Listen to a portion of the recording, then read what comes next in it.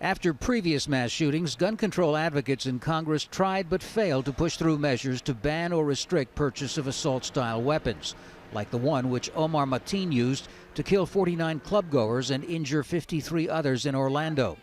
This time, Democrats hope to capitalize on the public outrage by forcing a vote that focused on the ease of buying a gun, even for someone listed on the government's no-fly or terrorist watch lists. An evil 90% of Americans favor expanded background checks, and more than 80% want to close a terror loophole. Republicans will again, I'm confident, reject the voice of the American people. Republicans instead proposed delaying a gun sale for 72 hours to anyone who appeared on the watch list within the past 5 years.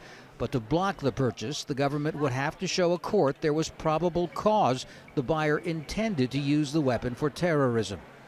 I don't think any American should sacrifice their constitutional rights without forcing the government to go to an impartial magistrate or judge and be able to show sufficient evidence to convince the judge that they have the evidence to deny those constitutional rights. The Republican measure failed as well, killing any prospect of gun control legislation before the November elections. It was another win for the National Rifle Association, the powerful pressure group which has pledged to spend $14 million to defeat congressional candidates who it brands as anti-gun.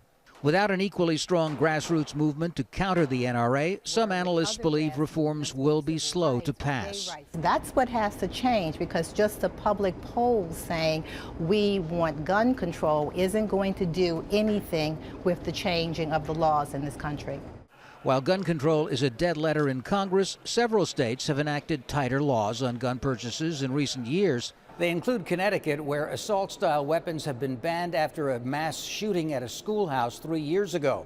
Today, the U.S. Supreme Court turned back a challenge to that law. Tom Ackerman, Al Jazeera, Washington.